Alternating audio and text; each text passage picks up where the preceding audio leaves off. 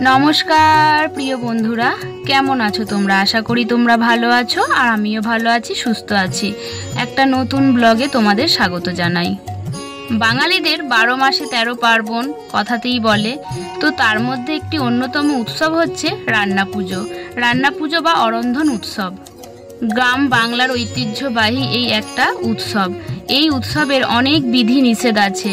এই রান্না পুজো করতে গেলে অনেক বিধি নিষেধ পালন করতে হয়। এই রান্না পুজো উৎসবটা হলো মা মনসা দেবীর পুজো। তো মা কিসে সন্তুষ্ট হন সেই সব কিছু বা কিভাবে রান্না পুজোর নিয়ম কানুন আমি সব কিছুই তোমাদের সাথে এই ভিডিওটায় শেয়ার করব। ঠিক বিশ্বকর্মা পুজোর আগের দিনে চলে এই গ্রাম বাংলার ঘরে ঘরে রান্না পুজোর উৎসব। তার আগের দিনে রান্না বান্না সারা রাত জেগে রান্না করতে হয়, আর তার পরের দিন অর্থাৎ বিশ্বকর্মা পুজোর দিন পান্তা খেতে হয়, মানে ঠান্ডা খেতে হয়। তো এই উৎসবটা আমাদেরও আছে। তো আমি এবছর প্রথম নিজে হাতে করলাম উৎসবটা। তো কিভাবে রান্না পুজো করেছি বা মনসা দেবীর পুজো সব কিছুই আমি তোমাদের দেখাচ্ছি। তো প্রথমে স্নান করতে হয়, মানে সকাল থেকে কাজকর্ম করে নিতে হয়। এবার যেখানটা রান্না করা হবে ভালো করে পরিষ্কার ধুয়ে রান্না করার ঠিক আগের মুহূর্তে তো আমি যথারীতি 3:30 নাগাদ স্নান করলাম। স্নান টান করে আমি এবার মা মনসার রান্নার যে নিয়মগুলো আছে সেগুলোকে পালন করতে হয়। আমাদের আছে 14 রকম রান্না, তার মধ্যে 11 রকম ভাজা, মাছের টক বা মাছের ঝাল, আর আছে ভাত আর চালনা দিয়ে ডাল। তো আমাদের হচ্ছে এইগুলো। অনেকের অনেক রকমের নিয়ম আছে। তো কি করতে হয়, এই রান্না পুজোর আগে সমস্ত কিছু ধুতে হয় পরিষ্কার করে, গঙ্গা জল ছিটিয়ে নেতা দিয়ে পরিষ্কার করে রান্নাটা চাপাতে হয়। তো তার মধ্যে আর সবজিগুলো আগে ধুয়ে নিতে হয়। তো তারপরে এবার স্নান টান করে কথা বলা যাবে না, কলা পাতা বিছিয়ে সমস্ত সবজিকে কেটে নিতে হয়। আমাদের রান্না পুজোর নিয়ম অনুযায়ী বিকেল 5টা থেকে রান্না বসানো হয়। এবার লোক পরিমাণ মতো রান্নাটা হয়, লোক হিসেবে রান্নাটা হবে। তো এই সময় কথা বলা যাবে না। বাথরুম গেলে চান করতে হয়, হ্যাঁ, টয়লেট গেলে তো স্নান করতে হয়। রান্না করার সময় অনেক বিধি নিষেধ আছে, না হলে মা মনসা রাগ করবেন। তো যথারীতি আমিও রান্না করছি। আবার অনেকে তো বলে যে ভাদ্রে রেঁধে আশ্বিনে খাওয়া, এই রান্না গ্রাম বাংলার একটা ঐতিহ্যবাহী রান্না। তো তার মধ্যে আমাদের কি কি ভাজা ছিল আমি বলে দিচ্ছি। 11 রকমের ভাজা।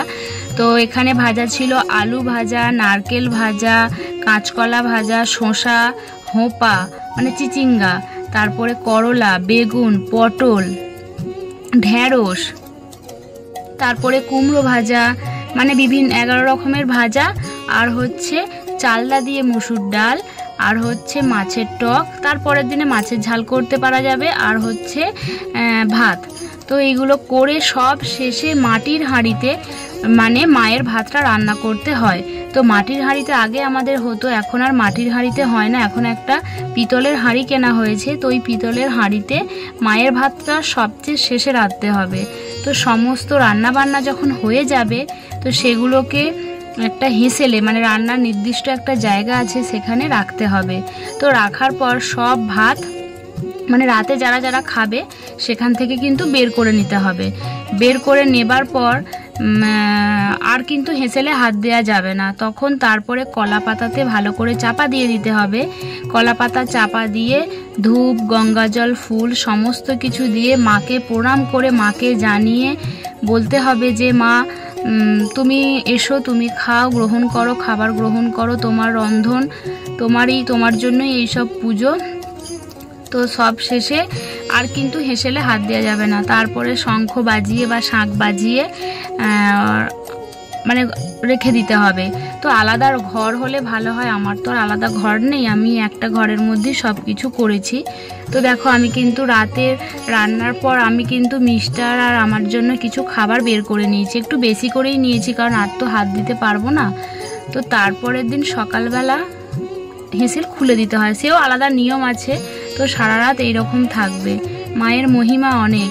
তো যথারীতি পরের দিন সকালবেলা আমি স্নান করে এসেছি, এসে প্রণাম করে এবার আমি হেঁসেলটা খুলবো। আমি আশ্চর্য হয়ে গেলাম, তোমরা দেখলেই বুঝতে পারবে যেন রান্নাটা এক্ষুনি হয়েছে। তো তার আগে ভুলে গেছি, একটু সব কিছুতে লেবুর রস কিন্তু নিগড়ে দিতে হয় আমাদের। এবার আমি হেঁসেলটা খুলে দিচ্ছি কলা পাতাগুলো। এরপর ঠাকুরকে ভাত দিতে হবে, তারপরে কিন্তু এই খাবার আমরা খেতে পারবো। কারণ ঠাকুর মাটির উনুনেতে ভালো করে আলপনা দিয়ে সিঁদুর দিয়ে মনসা ডাল ভালো করে উনুনের ভিতর দিয়ে পুজো করে তারপরে একটা থালার মধ্যে সমস্ত রকমের ভাজা, ডাল, তরকারি, মাছ সব কিছু সাজিয়ে আগে আমাদের মনসা মাকে দিতে হবে। সেটা হচ্ছে উনুনের মধ্যে দিতে হয়। তারপরে কিন্তু আমাদের খাবার দাবার নিজেরা খেতে পারবো বা কাউকে দিতে পারবো। তো যথারীতি আমাদের মা মনসাকে ভাত দেবার পর আর মিস্টার তো অফিসে যাবে, তো সেই জন্য মিস্টারে ওখানে কিছুজন খাবে, তো আমি প্যাকিং করে দিলাম। আর এদিকে আবার বিশ্বকর্মা পুজো আছে, আজকে মা মনসার পুজো হবে, যেহেতু রান্না পুজো সংক্রান্তি, তো সেই জন্য মিস্টার কিছু ফল, ফুলের মালা, চাঁদমালা, চিড়ে মুরগি সমস্ত কিছু এনে দিয়েছিল। তো সেইগুলোকে আমি পুজোর জোগাড়ও করে নিয়েছি। তোমরা তো দেখলে বন্ধুরা অরন্ধন উৎসব বা রান্না পুজো মানে নিয়ম কানুনগুলো তোমরা হয়তো দেখলে।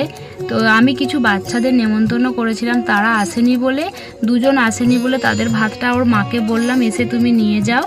আর 3-4 জন মতো এসেছিল, তাদেরকে আমি খেতে দিলাম। অনেকের তো এইসব রান্না পুজো উৎসব থাকে না, আর অনেকের থাকে, কিন্তু আমাদের আছে এই রান্না পুজো বা অরন্ধন উৎসব। অনেক নিয়ম মেনে কিন্তু মা মনসার রান্নাটা করতে হয়। আর এটা কিন্তু গ্রাম বাংলার একটা বড় ঐতিহ্যবাহী উৎসব, যেটা খুব আনন্দের সাথেই পালিত হয়। একটু কষ্ট হয় যারা সারা রাত ধরে রান্না করে, তো সারা রাত ধরে রান্না করে নিয়ম কানুন মেনে বেশ রান্না পুজোটা হয়ে গেল। তারপরে হচ্ছে আমাদের বিশ্বকর্মা পুজো। তো প্রতি বছর এই বিশ্বকর্মা পুজোর আগের দিনে এই রান্না পুজো হয়। ভাদ্র মাসের সংক্রান্তির আগের দিন হয় রান্না, তারপরের দিন হয় পান্তা। ভালো থেকো, সুস্থ থেকো। ধন্যবাদ আমার ভিডিও দেখার জন্য।